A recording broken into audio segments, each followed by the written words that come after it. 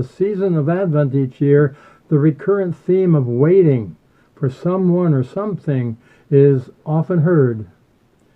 The patience required for us for waiting is not always ready at hand.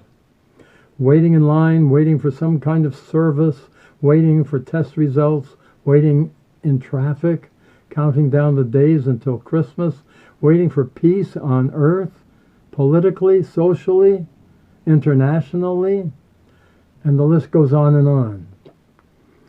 The annual season of Advent reminds us that waiting is a positive thing when the destination is focused clearly upon a future hope to be filled.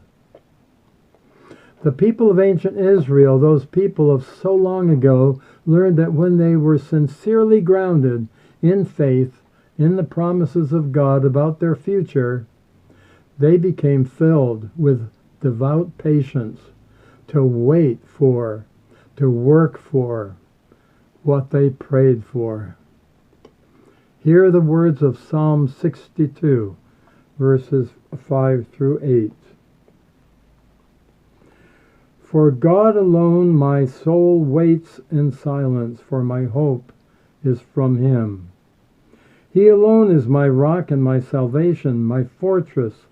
I shall not be shaken. On God rests my deliverance and my honor.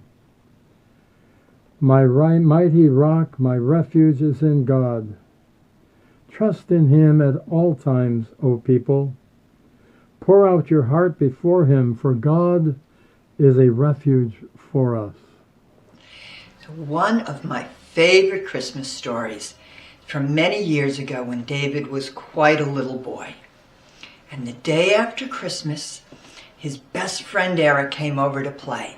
And David had gotten a whole bunch of Christmas toys. So what did they play with? A box of crayons and the empty boxes. And they made swords, and they made shields, and they were ready to go off and do battle. And so they decided they were going to go fight dragons.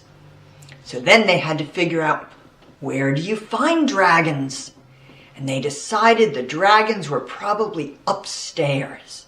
So they go to the bottom of the stairs, armed with their swords and their shields, and now they can't decide who's going to go up, because really they each want the other one to go up first, because there might be dragons up there.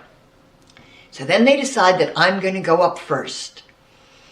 And we creep up the stairs looking for dragons.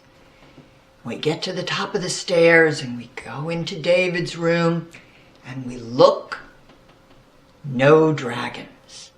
So then we go quietly down the hall into my bedroom and we look, and I couldn't resist, and I make this little startle noise, sort of, and the boys take off and they run down the stairs, running away from the dragons.